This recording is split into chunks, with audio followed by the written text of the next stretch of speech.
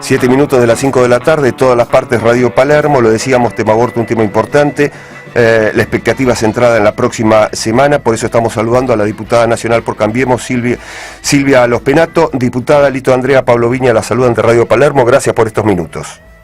Muchas gracias a ustedes, Fernando. Por favor, bueno, a ver, voces en contra, voces a favor. Usted es autora justamente de este proyecto de ley que se estará debatiendo, todo indica, el próximo miércoles, ¿verdad?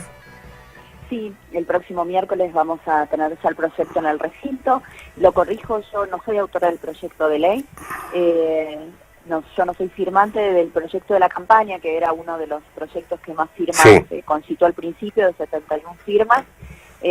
Compañeros de mi bloque presentaron otros proyectos, en total hubo 9 proyectos en debate, y sí voy a ser firmante, por supuesto, del dictamen al que se acordó entre todas las fuerzas políticas que participamos en las comisiones y que entendemos va a ser el dictamen de mayoría el próximo martes 12. Vamos a estar teniendo este dictamen que va a ser, si Dios quiere y los votos nos acompañan, lo que hagamos media sanción el miércoles 13. Diputada, durante varios días hubo mucha actividad en el Congreso donde se escucharon absolutamente todas las voces, a favor y en contra. A ver, ¿cuál es su visión luego de haber escuchado estos testimonios? Claramente, después de escuchar más de 700 expositores, me parece que no quedan dudas que un solo lugar, digamos, un solo lado de esta discusión tiene argumentos, tiene razones públicas, y que la otra posición, que es la posición en contra de la legalización, no ha podido esgrimir razones, ¿no? Han podido esgrimir en todo caso concepciones personales, íntimas, han traído testimonios individuales, pero no han podido esgrimir razones para negarle a las mujeres el derecho a la salud y que pudieran rebatir lo que sí ha sido muy enfático, que es conocer los datos oficiales que existen, ¿no? Porque como usted sabe, el aborto, como hoy es una práctica ilegal en la Argentina, no podemos saber a ciencia cierta qué cantidad de abortos hay. Claro, porque es ilegal, tal cual. Exactamente, como cualquier práctica ilegal, uno no puede contabilizarla, pero sí hay estimaciones que son estimaciones científicas, las mismas que se utilizan para decir, por ejemplo, cuánta gente consume cocaína en la Argentina, ¿no? Cuánta gente consume marihuana, o cuánta gente, cuando se hace una estimación sobre algo que no puede ser estrictamente medido, que es una estimación científica.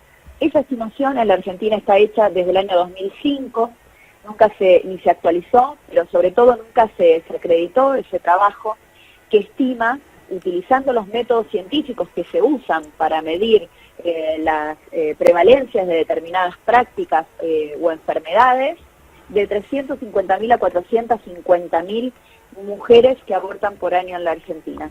Pero lo que sí tenemos como un dato cierto, y este dato es irrebatible, sí, claro, porque lo toman los hospitales públicos, es que 50.000 mujeres por año quedan internadas, son hospitalizadas en los hospitales públicos a causa de abortos inseguros. Ese es un problema de salud pública mayúsculo, que hasta ahora no teníamos escondido bajo de la alfombra. Ahora conocemos los números, y sobre esos números tenemos que actuar y proponer un camino que, por supuesto, no es generar más abortos, porque los abortos existen, es decir, esto que existe, en lugar de hacerlo clandestino, lo hacemos legal para que las mujeres tengan derecho al acceso a la salud. Diputada, usted bien lo dice, los abortos existen y con la ley o sin la ley van a seguir existiendo. Para llegar al consenso de este dictamen, hubo concesiones de ambas partes. Tengo entendido que las principales es un programa de educación sexual completo para jóvenes, adolescentes, un registro de conciencia para los profesionales médicos. ¿Y qué otro punto más hay en ese consenso que se logró? Exactamente, usted mencionó 2 de las conserjerías antes de que la mujer se realice la práctica de aborto y posteriormente, que además de darle información y, digamos, educación sexual, esas conserjerías sirven, por ejemplo, para acercar a la mujer a los distintos métodos anticonceptivos, para que la mujer que tiene que pasar por una decisión traumática, obviamente, siempre no querida de un aborto, pueda salir con pastillas anticonceptivas o un chip o lo que consideren su salud y su cuerpo para no tener que repetir la experiencia de un embarazo no deseado. Pero se incorporaron otras cosas, por ejemplo, se incorporó muy claramente que la única causal vinculada a un problema fetal tiene que ver con que sea incompatible con la vida extrauterina. Se había generado mucha polémica si esto iba a habilitar el aborto eugenésico, y escuchamos a las asociaciones de padres de chicos young que venían con esa preocupación, y por eso se cambió la redacción, que antes decía malformaciones fetales y que podía dar origen a algún malentendido, a problemas que impidan la vida después del nacimiento, básicamente los casos de anencefalia. Esto, por supuesto, que ha conformado a las agrupaciones de padres que tenían esta preocupación, y además ha dejado muy claro que nosotros no queríamos, ni queremos, ni promovemos el aborto eugenésico. Claro. Y por último también hemos modificado en relación a los menores entre los 13 y los 16 años, receptando lo que hoy ya es nuestra ley civil. Se copió básicamente los mismos artículos que hoy rigen en el Código Civil para las prácticas médicas en esa edad.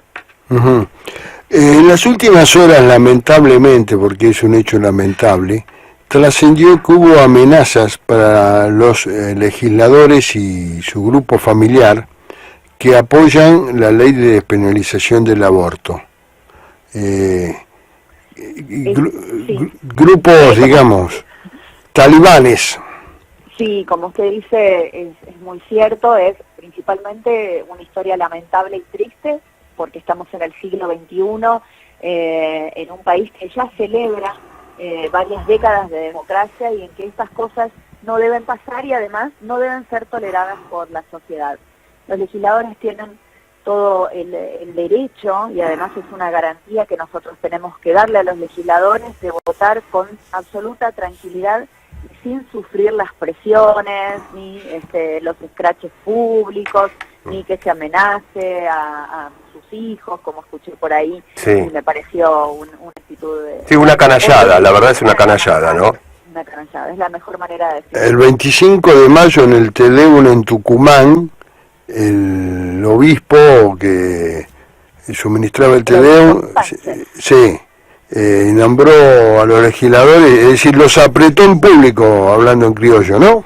Sí, en un evento que realmente debía ser una fiesta religiosa, ¿no? En que los católicos de la Argentina celebran los aniversarios de la patria, y bueno, y ahí estuvo la respuesta muy valiente de una de las diputadas tucumanas, Teresita Villavicencio. No es de mi partido político, no es de mi bloque político, pero quiero destacar la valentía con la que ella respondió a esa suerte de apriete público que sufrió.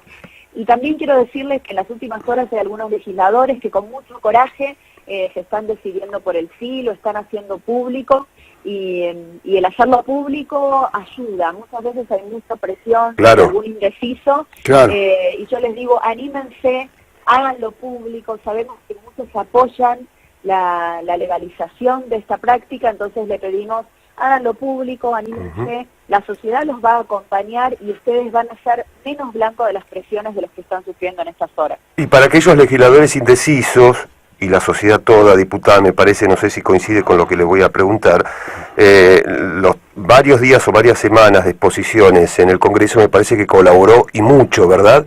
Porque uno tuvo la posibilidad de escuchar diferentes voces, diferentes versiones, a favor, en contra, y también con historias personales de aquellos que están a favor y de aquellos que están en contra. Me parece que fue una magnífica idea la posibilidad de llevar a cabo varias semanas de exposición, un tema tan complicado para muchos argentinos, poder hablar del tema y mucho más, poder votarlo a favor, ¿verdad? Me parece que estos días de exposición en el Congreso fue un lujo de democracia, y así deberían tratarse todos los temas, sobre todo un tema tan caliente como este. Un tema de Estado, es decir, una política pública grande de verdad, es decir, está fuera la mezquindad política de toda la semana. Esto es un tema que la sociedad necesita que los representantes decidan con la mayor amplitud posible. Es así, mire, estamos hablando de una legislación que en la Argentina tiene 100 años.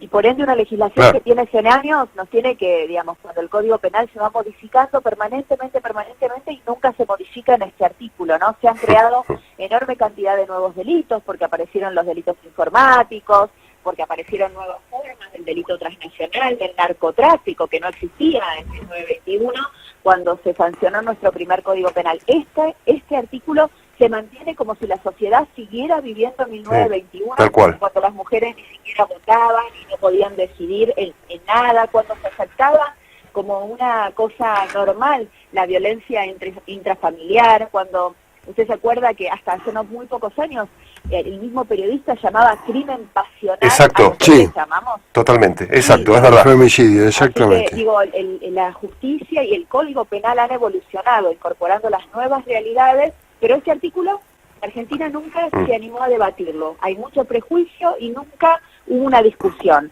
Escuchamos juristas para dar fe de que esto es absolutamente constitucional. De hecho, el martes se ve una novedad que se va a conocer sobre lo que ha expresado la Convención Interamericana por los Derechos Humanos sobre la constitucionalidad de una ley que legalice el aborto en la Argentina. Me parece que cierra todo el debate sobre si esto era posible, si era convencional, no era convencional. Además de que hemos escuchado a juristas de primera talla diciendo que por supuesto que la Argentina puede avanzar hacia la legalización.